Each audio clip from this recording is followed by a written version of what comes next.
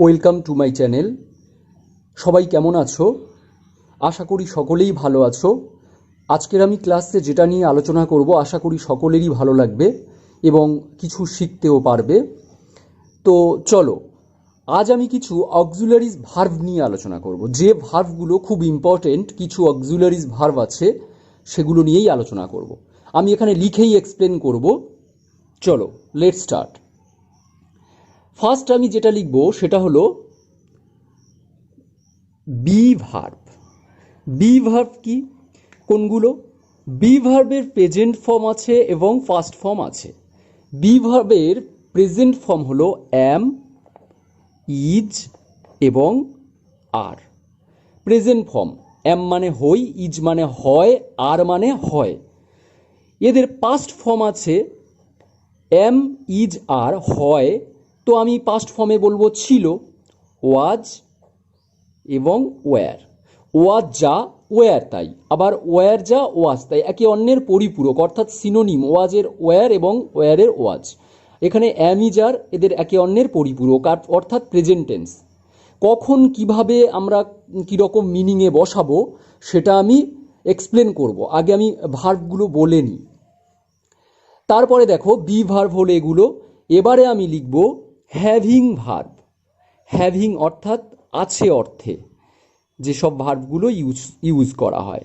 যেমন এদেরও present tense আছে। প্রেজেন্টের ক্ষেত্রে আছে হলো হ্যাভ আর হ্যাজ। হ্যাভ যা, হ্যাজও তাই। আবার হ্যাজ যা, হ্যাভও তাই। শুধু আমরা সাবজেক্ট অনুযায়ী একে অন্যের ডিফারেন্সভাবে একটা বসাই, হ্যাভ অথবা হ্যাজ, যে কোনো একটা বসাই আর কি। তো এদের ফার্স্ট ফর্ম হলো হ্যাড। হ্যাভ এবং হ্যাজের first form had. Have, has এবং হ্যাড তিনটেই হলো হ্যাভিং ভার্ব। চলো নেক্সট আমরা দেখি ডু ভার্ব। ডু ভার্ব কোনগুলো? ডু ভার্ব হলো এদেরও প্রেজেন্ট রয়েছে। প্রেজেন্ট ফর্মে রয়েছে ডু অথবা ডাজ। দেখো ডুর গায়ে আমরা ইএস অ্যাড করেছি। কেন?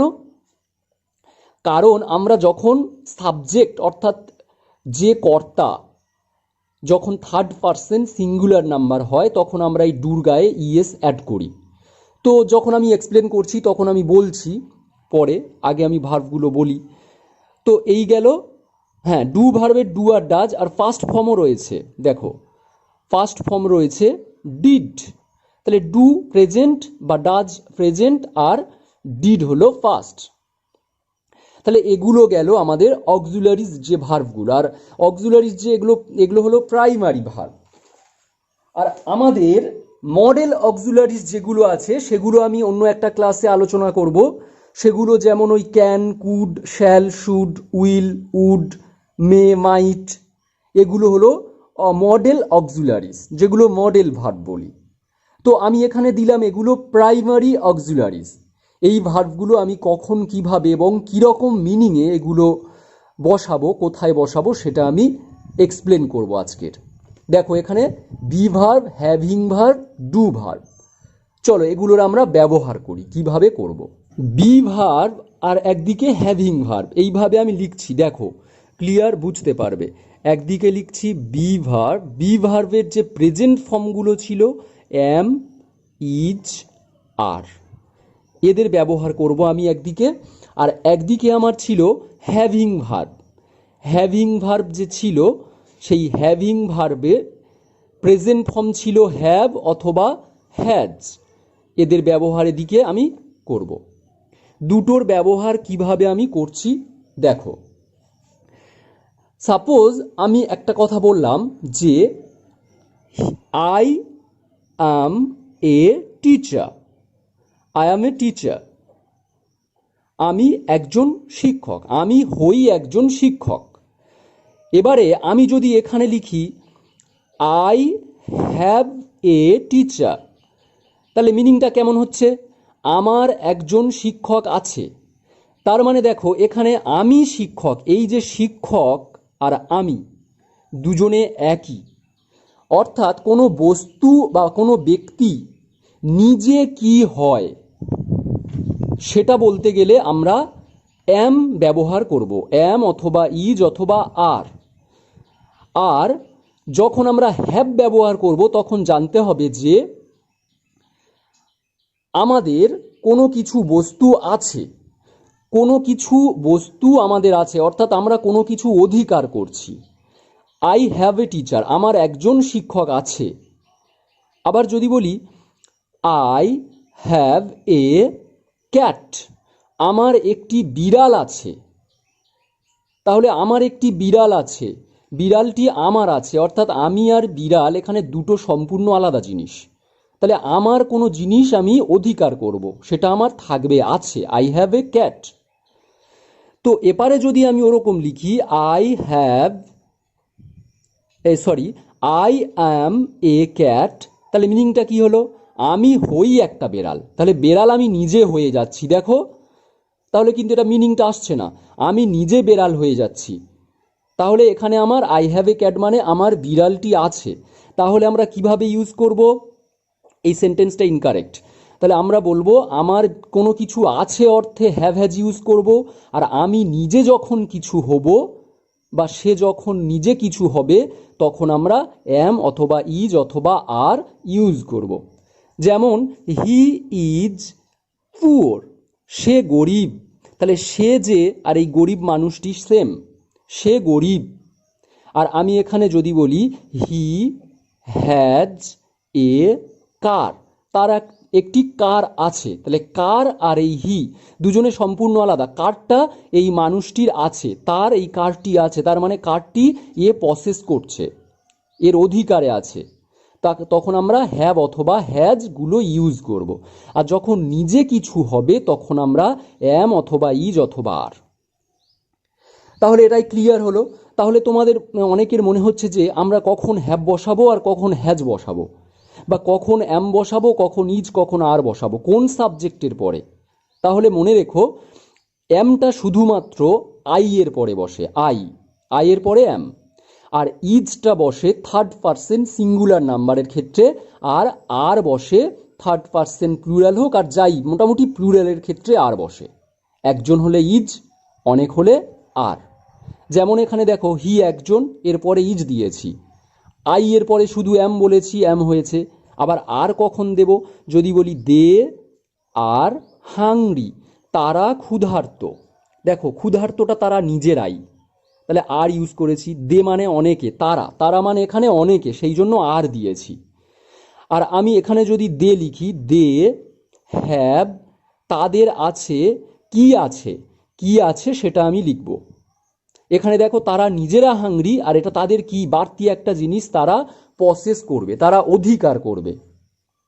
দে হ্যাভ এ হাউস, তাদের একটি বাড়ি আছে।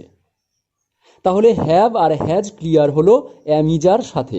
তো হ্যাজটা কখন হবে? হ্যাজ যখন থার্ড পারসন সিঙ্গুলার, অর্থাৎ একজন বোঝালে হ্যাজ হবে আর অনেকজন হলে হ্যাভ হবে। যেমন দে অনেকজন, এরপরে দেখো হ্যাভ হয়েছে আছে অর্থে। হি একজন, সে, সেখানে হ্যাজ হয়েছে। এবারে অনেকের মনে হচ্ছে আই তো একজন, তাহলে হ্যাভ কেন হয়েছে? এটা ব্যতিক্রম, আয়ের পরে হ্যাভ হয়, আয়ের পরে হ্যাজ হয় না।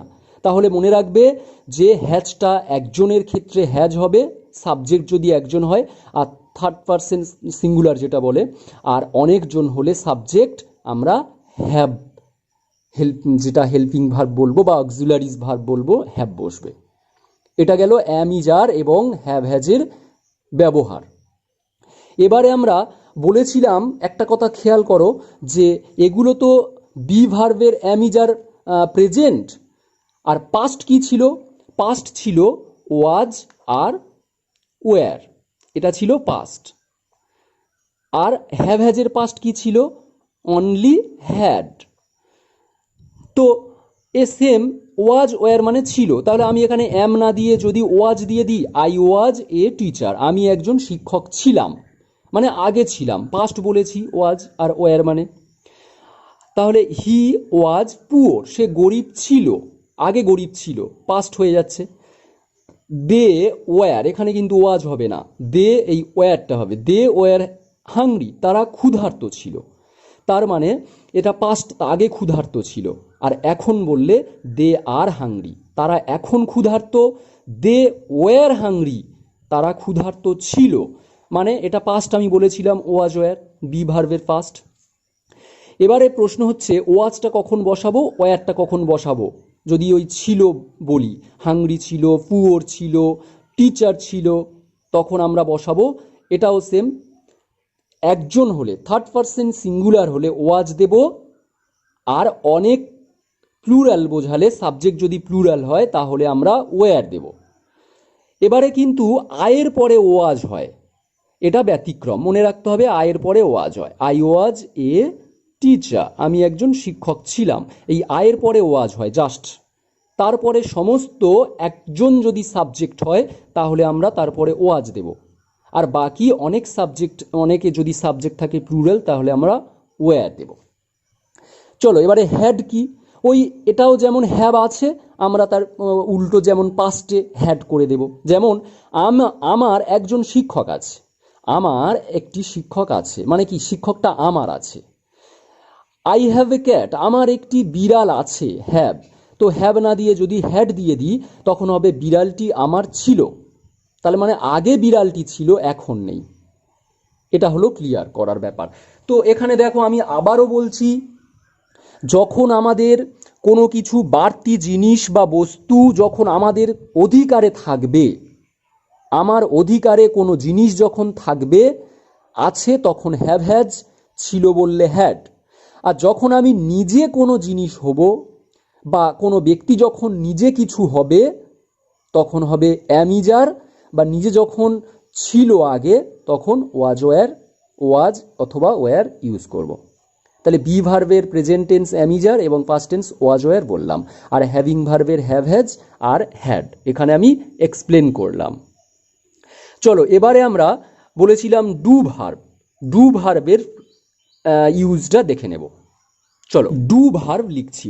ডু ভার্বগুলো কি ছিল?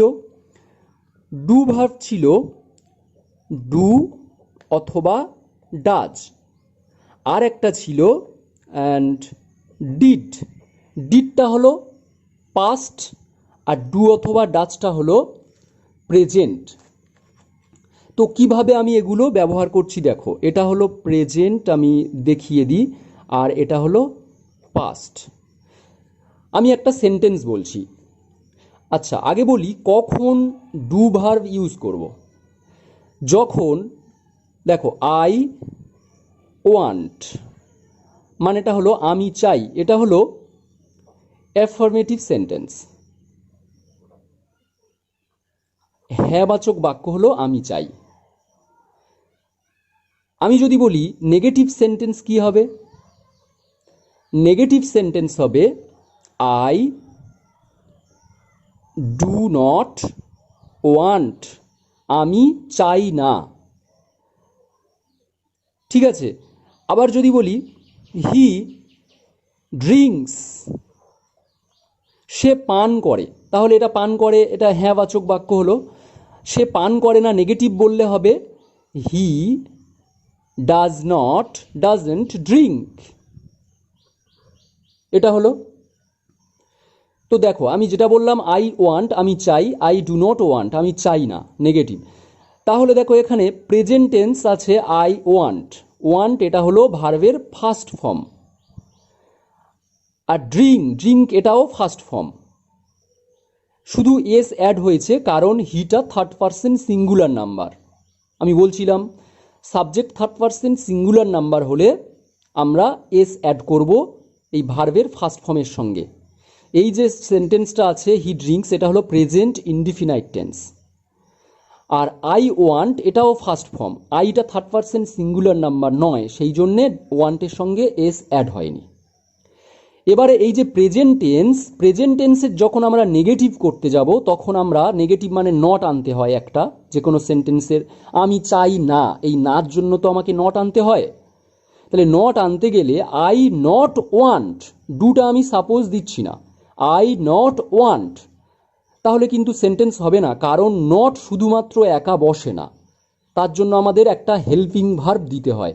এই নটের জন্যে আমরা এখানে ডুটা এনেছি। তাহলে do not, I do not want আমি চাই না। এখানে দেখো কোনো আই ওয়ান্ট, এখানে কোনো হেল্পিং ভার্ব নেই, সেই জন্য এখানে ডুটা আমি বসিয়ে নিচ্ছি, do verb, do not want.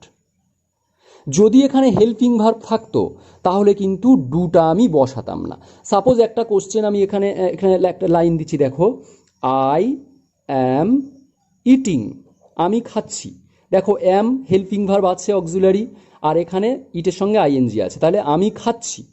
এটা যদি না বলি, নেগেটিভ করি, তখন হবে আই অ্যাম নট ইটিং, আমি খাচ্ছি না। দেখো নট এনেছি, এর জন্য কিন্তু ডু ভার্ব আনিনি। এখানে আমার অলরেডি অ্যামটা হেল্পিং ভার্ব বা অক্সিলারি ভার্ব হিসাবে আছে, সেই জন্য আমার এখানে নটটা ইজি আমি বসাতে পেরেছি নেগেটিভ করতে যাওয়ার সময়। তাহলে আই অ্যাম নট।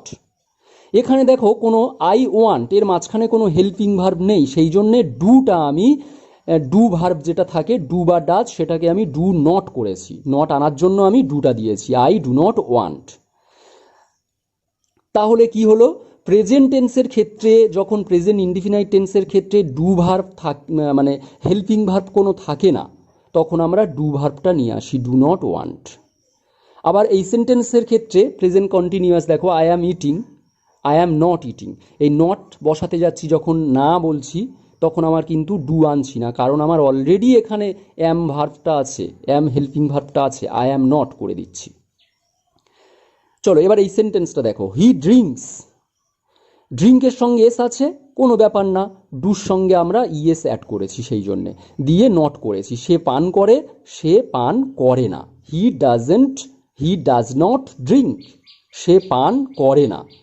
তাহলে নটটা আনতে যাচ্ছি বলে আমি এখানে ডুটা দিচ্ছি অলরেডি, আর তাহলে বুঝতে হবে আমার ড্রিঙ্কের সঙ্গে এস আছে, তো আমার এখানে তো সেন্টেন্সটা ঠিক রাখার জন্য আমি ডুর সঙ্গে ইএস অ্যাড করে দিচ্ছি। তাহলে হি ডাজ নট ড্রিঙ্ক। এখানে দেখো ড্রিঙ্কের সঙ্গে এসটা আর নেই, কারণ এখানে ডুর সঙ্গে অলরেডি ইএসটা অ্যাড হয়ে গেছে।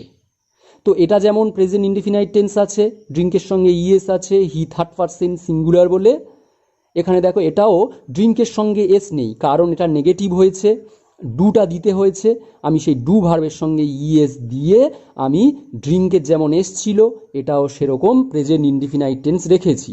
ডুটা third person singular number subject, ওই জন্যে হয়েছে does. He does not drink. Clear, আশা করি বুঝতে পেরেছো। এবারে আমি ডিড ভার্বটা বলবো। ডু আর ডাজটা বুঝতে পারলে, আর ডিড ভার্বটা কখন বলবো? দেখো ডিড ভার্বটা বলবো, এটা তো আই ওয়ান্ট আছে, ধরো আমি বললাম আই ওয়ান্টেড, এটা ফার্স্ট ফর্ম ছিল, আমি এটা দিয়েছি ভার্বের সেকেন্ড ফর্ম, আমি চেয়েছিলাম। তাহলে এটা হ্যাঁ বাচক বাক্য। যদি বলি এটা নেগেটিভ সেন্টেন্স বলো, তখন হবে আমি চাইনি, অর্থাৎ আই ডিড নট ওয়ান্ট। দেখো এখানে ওয়ান্টের সেকেন্ড ফর্ম ছিল, সেই জন্য আমি নেগেটিভ করতে গেলে তো নট আনতে হবে, তো নট আনতে গেলে আমার একটা হেল্পিং ভার্ব লাগে, তো তার জন্য আমি ডিড ভার্বটা বেছে নিয়েছি, কারণ এটা ভার্বের সেকেন্ড ফর্ম। যখনই আমি ডিড দিয়েছি, ডু ভার্বের সেকেন্ড ফর্ম ডিড দিয়েছি, তখনই আমার এখানে কিন্তু ওয়ান্টেডের যে সেকেন্ড ফর্ম ছিল সেটা এখানে আমার মেন ভার্ব ফার্স্ট ফর্ম হয়ে যাবে। তাহলে এটা হলো আই ওয়ান্টেড, আমি চেয়েছিলাম, আই ডিড নট ওয়ান্ট, আমি চাইনি। তাহলে ডিড সেকেন্ড ফর্ম আসছে, কারণ এই মেন ভার্বের সেকেন্ড ফর্ম ছিল, আর আমার নেগেটিভ করতে গেলে নট আনতে হবে, ওই জন্য ডু ভার্বের সেকেন্ড ফর্ম ডিড দিচ্ছি, আর তখন ওয়ান্টেডের সেকেন্ড ফর্মটা এখানে আমার ফার্স্ট ফর্ম হয়ে যাবে, আই ডিড নট ওয়ান্ট। তাহলে এই হলো ডু ভার্বের ব্যবহার। তাহলে আমরা ডু ভার্বের ব্যবহার বা ডাজ আর ডিড, এই দুটো ভার্ব ডু আর ডিডের ব্যবহার আমরা কোন টেন্সের ক্ষেত্রে করছি এটা একটু খেয়াল রাখতে হবে। সেটা হলো, এটা হলো প্রেজেন্ট টেন্স, এটা হলো প্রেজেন্ট ইনডিফিনাইট টেন্সের ক্ষেত্রে, যেটা নেগেটিভ করতে গেলে আমি ডু নট করছি। আর এটা হলো পাস্ট ইনডিফিনাইট টেন্স, যেটা আমি নেগেটিভ করতে গেলে আমি ডিড নট করছি। তাহলে আমরা তো জানি প্রেজেন্ট ইনডিফিনাইট টেন্সের ক্ষেত্রে সাবজেক্টের পরেই আমার ভার্বের ফার্স্ট ফর্ম হয়, আর পাস্ট ইনডিফিনাইট টেন্সের ক্ষেত্রে সাবজেক্টের পরে আমার ভার্বের সেকেন্ড ফর্ম হয়। সেই জন্য প্রেজেন্ট ইনডিফিনাইট টেন্সের ক্ষেত্রে আমাকে নট আনতে গেলে ডু নট করতে হবে, আর পাস্ট ইনডিফিনাইট টেন্সের ক্ষেত্রে নেগেটিভ সেন্টেন্স করতে গেলে নট আনতে গেলে আমাকে ডিড নট করতে হবে, কারণ এটা ফার্স্ট ফর্ম ডু নট, আর এটা সেকেন্ড ফর্ম ডিড নট। এই গেল ডু ভার্বের ব্যবহার, ডু, ডাজ এবং ডিড। তাহলে আমরা এখানে অক্সিলারিজ কিছু ভার্ব নিয়ে আলোচনা করলাম, যেগুলো be verb am, is, are এবং was, were, past tense, have, has, had এবং ডু ভার্বে ডু, ডাজ এবং ডিড। তাহলে এই পর্যন্ত আজকে শেষ করলাম। আবার দেখা হবে নেক্সট ক্লাসে। আপাতত সবাই খুব ভালো থেকো, সুস্থ থেকো। টাটা।